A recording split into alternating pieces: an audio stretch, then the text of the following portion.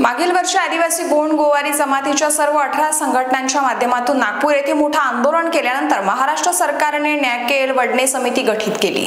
या समितीला जमातीच्या विविध संघटनांनी निवेदन देऊन 24 एप्रिल 1985 च्या जीआर मधील गोंड गोवारी संदर्भातील चुकीची माहिती सर्वोच्च न्यायालयाच्या निकालात आलेल्या मुद्द्यांच्या आधारे दुरुस्त करून जमातीला न्याय द्यावा ही मागणी केली होती। तो अहवाल सकारात्मक असावा, तो त्वरित जाहीर करून त्या अहवालाची शासनाने अंमलबजावणी करावी याकरिता देवेंद्र फडणवीस मुख्यमंत्री महाराष्ट्र यांच्या सोबत जमातीच्या प्रमुख कार्यकर्त्यांची बैठक येत्या महिन्याभरात लावणार असे वक्तव्य गोवारी योजना अंमलबजावणी व संनियंत्रण समितीचे अध्यक्ष कैलास राऊत यांनी केले आहे।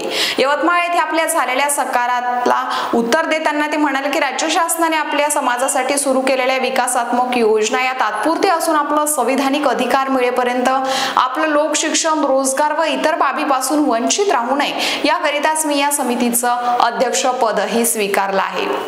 तत्पूर्वी शास्त्रीय विश्रामगृह यवतमाळ येथे आयोजित या विदर्भस्तरीय चिंतन बैठकीच्या अध्यक्षपदावरून बोलताना माधव कोहळे म्हणाले की आज समाजामध्ये नैराश्य वातावरण असून जमातीला त्यांचे घटनादत्त अधिकार मिळाले पाहिजे यासाठी आपण सर्वोच्च न्यायालयाच्या निकालातील निरीक्षणानुसार सोनेगाव आधारातील शेड्यूल एरियातील एखादी केस न्यायालयात नेऊन पुरावे व ऑफिनिटीच्या आधारे लढावी याबाबत आजच्या बैठकीत ठराव घ्यावा।